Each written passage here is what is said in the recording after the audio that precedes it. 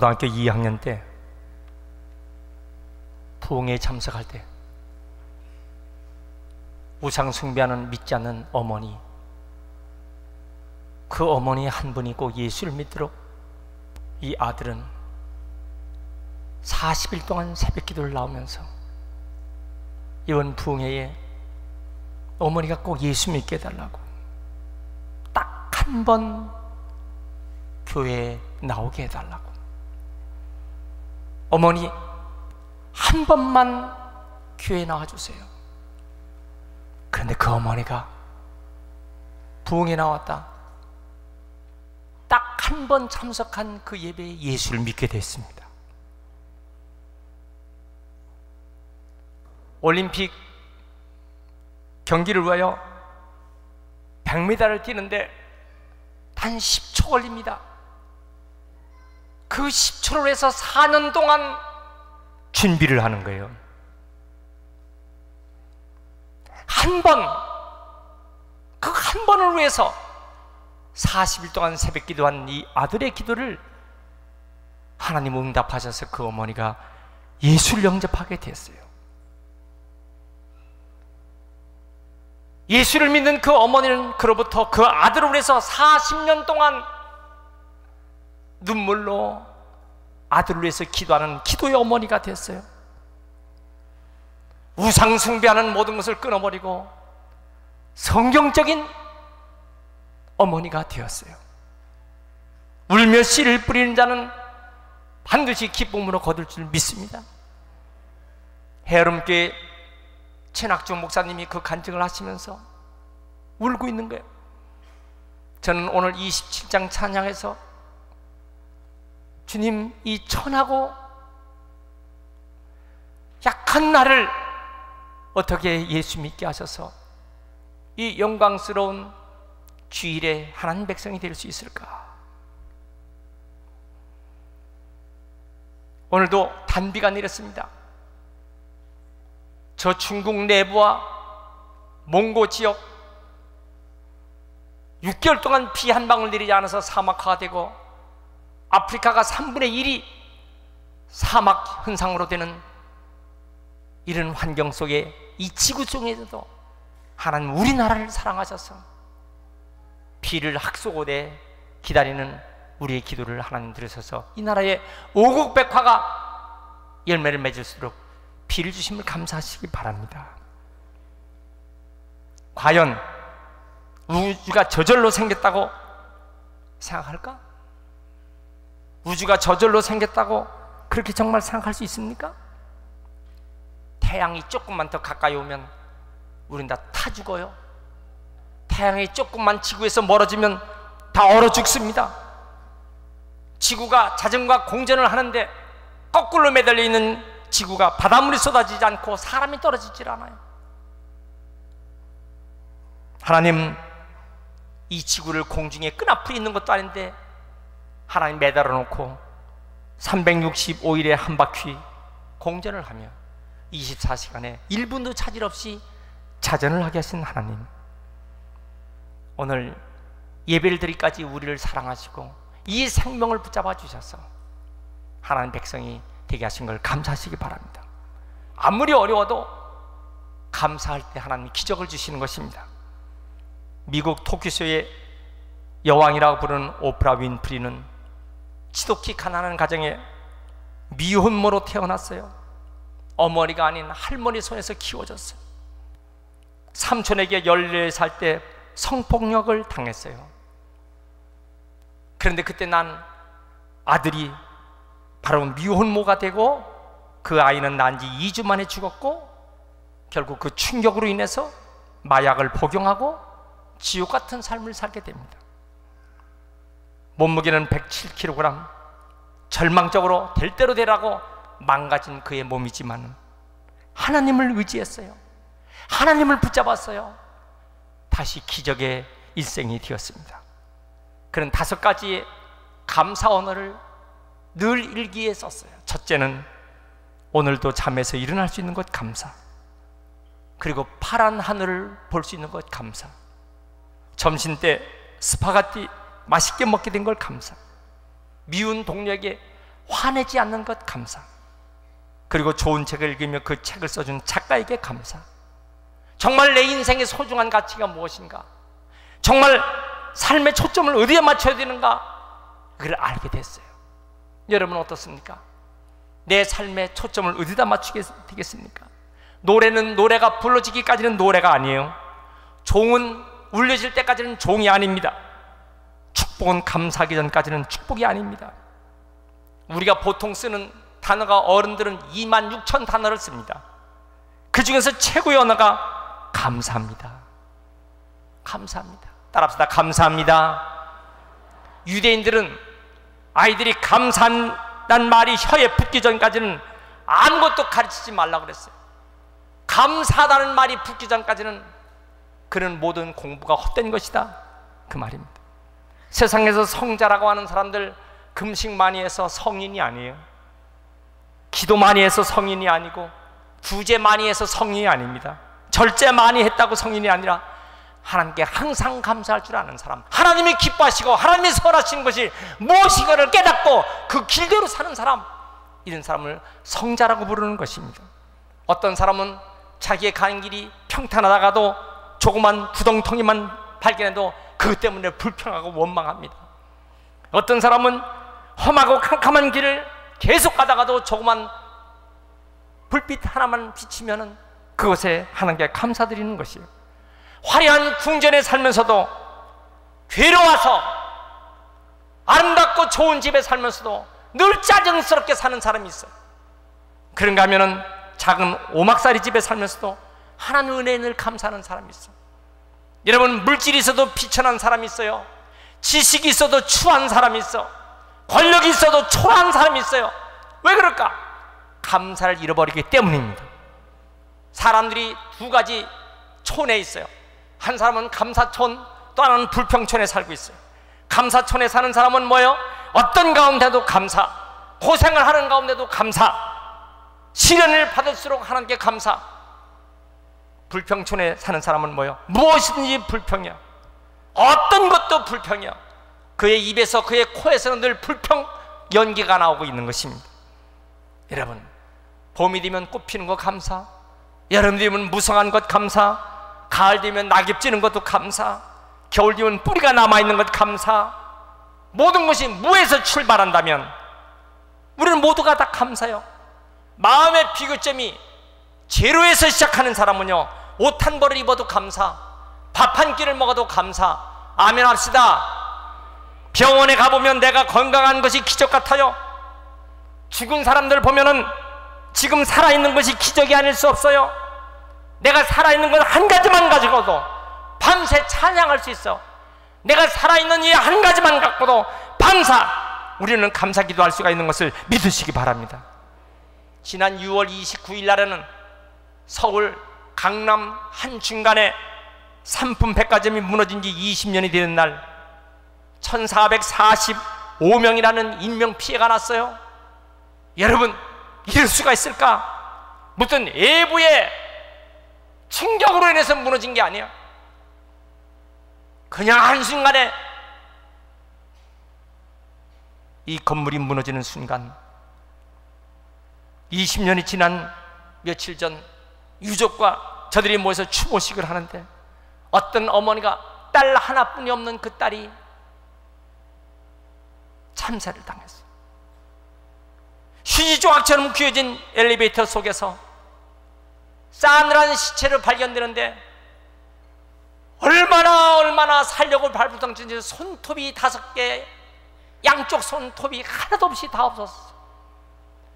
얼마나 소리 질렀든지 입술이 모두 다 찢어졌어요.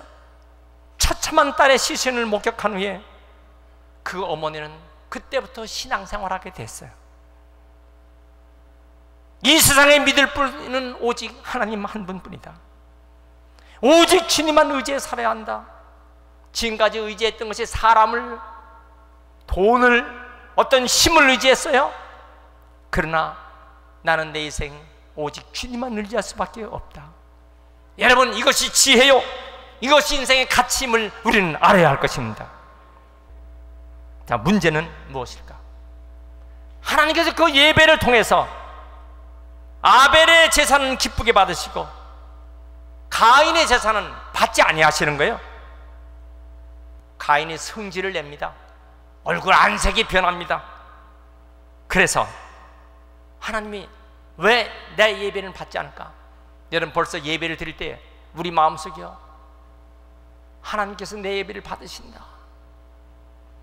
저는 오늘 이 예배를 시작하면서 막 제 눈에 눈물이 핑 도는 거예요. 나같이 천한 몸을 하나님이 나의 예배를 받으시다니, 내가 어떻게 하나님께 예배를 드릴 수 있는 이런 은혜를 받았단 말인가? 어떤 사람은 예배를 드릴 때 하나님 받으시는 예배가 있어요. 어떤 사람은 예배를 드려 하나님 받지 아니하시는 예배가 있어요. 여러분, 예배는 지금 어떤 예배를 드리고 있습니까? 가인은 하나님이 내 예배를 왜 안 받는가? 왜 하나님은 아벨의 예배만 받느냐? 그래서 결국 시기와 질투 속에서 자기 동생을 죽이게 됩니다. 인류 역사상 최초의 살인자가 되는 것입니다. 여러분, 왜 하나님의 아벨의 예배는 기쁘게 받으시고 가인의 예배를 안 받았을까요? 어떤 사람이 말하기를 뭐 이렇고 저렇고, 그건 가죽옷을 지어서 입힌 양을 드려야 되지, 농사져서 제멋대로 바치는 곡식은 안 받고, 뭐 이렇게들 얘기하지만은 정확한 해답을 오늘 본문에서 찾을 수가 있습니다. 첫째로 4절의 말씀을 보십시오. 4절 후반절에서 여호와께서 아벨과 그의 제물은 받으셨으나 5절 가인과 그의 제물은 받지 아니하신지라. 따라합시다. 아벨과 그의 제물, 가인과 그의 제물. 이게 무슨 말씀인가? 예배 드리는 자의 심성이 어떤 사람이냐가 중요한 거예요. 지금 예배 드리는 그의 인격이 어떤 인격이냐, 예배 드리는 자의 그 마음, 심령 상태가 어떤 사람이냐, 그 말이에요. 하나님은 악인의 제사는 미워하셔도 정직한 자의 기도는 기뻐하신다고 그랬어요. 우리가 예배 드릴 때 어떤 마음으로 예배를 드리냐, 어떤 간절한 마음으로 예배를 드리느냐, 어떤 그 중심에 연락되는 마음으로 예배를 드리냐, 이것이 중요한 것입니다. 그래서 마태복음 5장 23절에 예배를 드리다가도 예물을 가지고 제단에 왔다가 형제와 원망들을 생각하면 예물을 제단 앞에 놓고 가서 그 형제와 푼 다음에 하나님께 예배 드리라고 그랬어요. 여러분, 이 말씀이 뭐예요? 하나님과 나와의 관계, 사람과의 관계, 내 자신과의 관계에서 하나님 받으실 만한 예배가 되어야 된다. 할렐루야! 너희는 먼저 그 나라와 그 의를 구하라. 그리하면 이 모든 것을 너에게 더하시리라. 궁극적인 목적이 뭐예요? 하나님 나라와 의를 구하는 예배냐, 그 말이에요. 하나님 나라와 의를 사모하는 그런 예배냐? 가인은 자신의 재물이 연락되지 않는 것이 자기 반성하지 않고 동생에 대해서 질투하고 시기하고 원망하고 불평하는 거예요. 차라리 동생이 없었더라면 내 자신의 예물을 받으실 텐데, 동생 때문에 하나님이 내 예물을 받지 않는다고 이렇게 잘못 생각하고 착각한 거예요. 그래서 결국 동생을 죽이게 된 것입니다. 여러분, 그게 아니거든요. 그 자신이 지금 문제가 있는 걸 알지 못해. 시편 51편 17절에 하나님이 구하시는 제사는 상한 심령이라. 하나님이 상하고 통렬한 심령을 멸시치 아니하시나이다. 여러분, 오늘 우리가 예배드릴 때 간절한 마음, 상한 마음, 하나님이 아니면 안 된다는 마음, 하나님을 의지하는 그 귀한 마음으로 예배드리시길 축원합니다. 미가서 6장 6절에 내가 무엇을 가지고 여호와 앞에 나가리까? 여호와께서 내게 구하는 것은 오직 정의를 구하며 인자를 사랑하며 겸손하며 내 하나님과 함께 행하는 것이 아니냐? 하나님과 함께 행하는 것이 아니냐? 여러분 어떻습니까? 지금 하나님과 함께 행하는 예배 드리시고 있습니까? 하나님과 함께 동행하는 예배를 드리시길 축원합니다. 두 번째, 하나님께 무엇을 드리냐가 문제입니다. 무슨 재물을 가지고 올 것인가, 이 중요한 것입니다. 무당들은 우상 귀신에게 돼지 머리를 갖다가 바칩니다. 떡씨를 갖다 바칩니다. 구약의 모압 사람들은 몰록 우상신에게 어린 애들을 갖다가 산채로 불에 태워서 바쳤어요. 우리나라 심청전에 보면요, 심청이는 바다 귀신에게 제 몸을 갖다 바치는 거예요. 구약 성경에는 어떻게 하나님께 바쳤을까? 숫송아지와 양을 바쳤어요.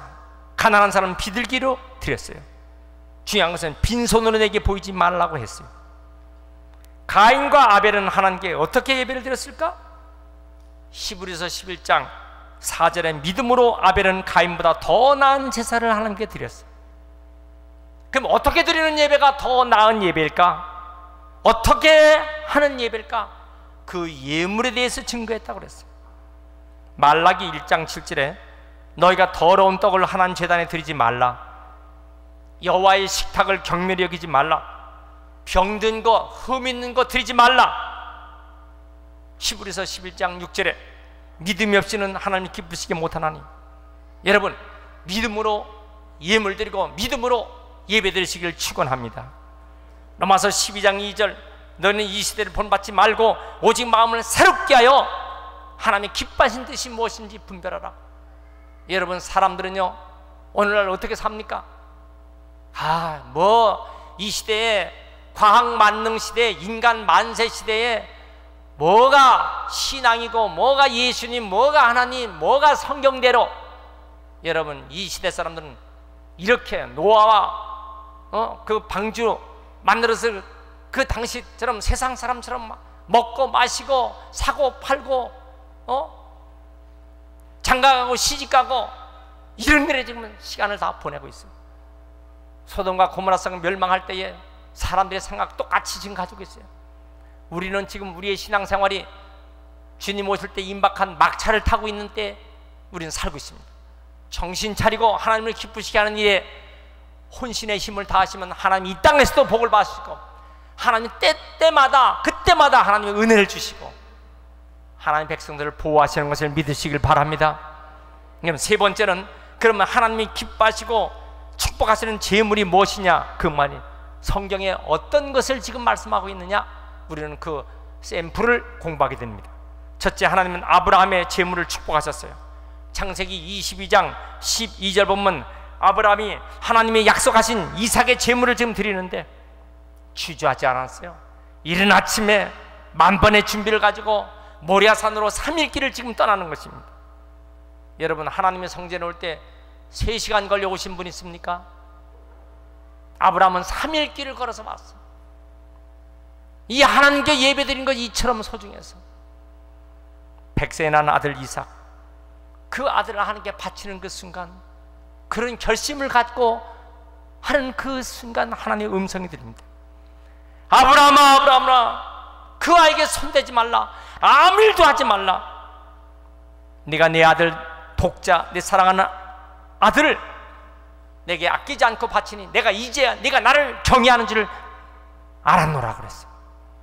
그리고 하나님께 그에게 축복하시는데 하나님께서 큰 복을 내게 주고 내 씨가 크게 번성하며 하늘의 별과 바닷가의 모래처럼 내 씨가 그 대적의 성문을 차지하고 내 씨로 말미암아 천하 만민이 복을 받고 네가 나의 말을 준행한 그 결과로 내가 이와 같이 축복하겠다고 했습니다.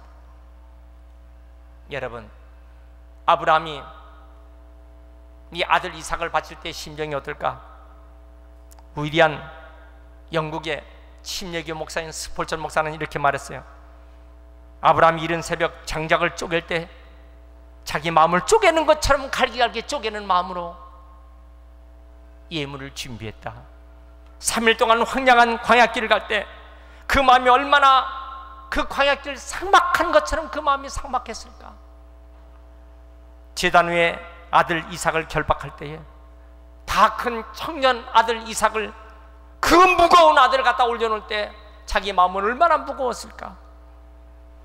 이제 산을 올라가는데 제단을 향해서 올라갈 때 아들이 하는 말, 아버지 여기 칼과 나무와 불은 준비됐는데 번제할 어린 양은 어디 있나이까 할 때 그 칼로 자기 목을 찌르는 것처럼 아픔이 있었을 것이다. 결국 아브라함은 하나님 말씀에 순종했어요. 그런데 하나님은 그 아들을 죽이지 않습니다. 결국 하나님은 창세기 20장 14절에 숫양을 제물로 준비해 놓으셨어요. 여호와 이레의 축복입니다. 따라합시다. 여호와 이레, 여호와 이레. 여러분, 하나님을 말씀에 순종하는 사람은 여호와 이레의 축복을 주시는 것입니다. 어쩌면 하나님이 그런 길을 열어주실까 말이에요. 꽉 막힌 길이지만은 하나님 말씀에 순종하면 하나님께서 이상한 길로 만들어 놓으신 거야. 사람을 만나게 해주셔요. 길이 뚫려지게 해주시는 거야. 전혀 안 된다고 하지만 하나님은 그 문제가 해결되는 실타래가 열려지기 시작해. 이 은혜가 여러분들에게 있길 축원합니다. 축원합니다. 할렐루야. 또 어떤 재물? 하나님은 솔로몬의 재물을 기쁘게 받으셨어요. 열왕기상 3장 4절에 솔로몬이 제단에 1000번째 예물을 드리는 거예요. 하나님 그 모습 보시고, 야, 내가 내게 무엇을 줄꼬? 그래서 그 솔로몬의 마음에 하나님 앞에 자기의 소원을 말합니다. 하나님, 나는 지혜가 없습니다. 지혜를 주옵소서. 하나님께서 내가 내 마음에 합한 것을 구하는구나. 내가 장수도 부도 저 원수의 생명도 구하지 않고 오직 송사를 분별하는 지혜를 구하니 내가 내게 지혜를 주되 역대 왕 중에서 너 같은 자가 없을 것이고 내가 구하지 않은 부와 귀와 영광도 다 주리라. 여러분, 솔로몬의 엄청난 부귀 영화는 하나님의 선물로 주신 줄 믿습니다. 예수님은 하루에 성전 앞에서 예배드리는데 헌금 시간에 가난한 여인이 2렙돈을 갖두고 제단에 연보로 드리는 것을 누가복음 21장 2절에 표현했습니다. 근데 예수님께서 갑자기 제자들에게 그를 칭찬했어요. 이 가난한 과부가 모든 사람보다 많이 드렸다. 다른 사람은 풍족한 속에서 드렸지만은 이 과부는 그 가난한 중에 모든 소유, 그 생활부 전비를 드렸다. 여러분, 예수님이 칭찬하신 이 예물은 무엇입니까? 그 마음의 중심이었어요. 정말 그 마음의 중심, 이게 다였어요. 오늘도 하나님 기쁘시게 드리는 예배가 되시길 축원합니다. 하나님의 영이시기 때문에 예배하는 자는 신령과 진정으로 예배해야 할 줄 믿습니다. 시편 50편 14절에 감사로 하나님께 제사를 드린 자가 네 서원을 갚으며 감사의 제사를 드린 자 나를 영화롭게 하나니 그 행위를 옳게 하는 자에게 내가 하나님의 구원을 보이리라. 호세아 6장 6절에 하나님은 하나님을 아는 자를 기뻐하시고 하나님을 아는 자를 원하신다고 그랬어요. 저는 설교가 뭡니까? 하나님 마음을 알려드리는 거예요. 하나님 무엇을 기뻐해 드리는, 하나님은 뭘 원하시는가, 하나님은 어떤 것을 하나님 기뻐하시는가. 오늘 우리는 이것을 배웠습니다. 하나님이 기뻐하시는 예배, 하나님이 원하시는 그런 아름다운 예배로 일생을 사시길 주의 이름으로 축원합니다. 믿습니까? 베토벤은 32살 때 유서를 썼어요. 베토벤은 그 일생이 음악가지만은 절망 중에 유서를 쓰면서 나는 젊은 날 내 생애가 이제 끝날지도 모른다. 그런데 그 마음속에 주님께서 찾아오셨어요. 어린아이는 엄마가 안아줄 때 모든 울음을 그치듯이 베토벤의 마음에 주님께 찾아와 주셨어요. 베토벤이 기도할 때 그 마음속에 좌정해 주셨어요. 베토벤이 예배드릴 때 하나님께서 베토벤의 마음을 주장해 주셨어요. 그때 작곡한 것이 교향곡 심포니 9번이었어요. 여러분, 바하도 핸델도 다 하나님을 찬양하는 노래를 지었지만은 베토벤은 주님과 함께 동행하는 간증을 그의 일생 동안 이것으로 찬양을 했어요. 그런 장수했어요.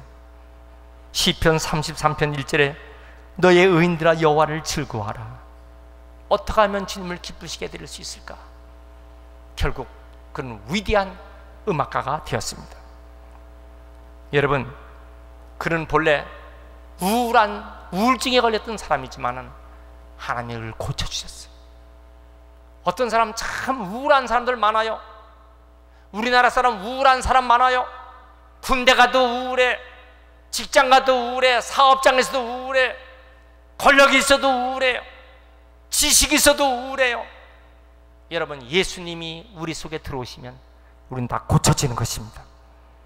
트루만 대통령은 미국에 낚시를 좋아했지만 주님을 기쁘시게 해드리라고 주일날 절대로 낚시 도구에는 손도 안 댔어요. 그가 아무리 낚시를 좋아해도 주일날만은 하나님 기쁘시게 해드려야지. 후보 대통령 오락을 좋아했어요. 그러나 주일날에는 절대로 오락기구는 손도 안 댔어요.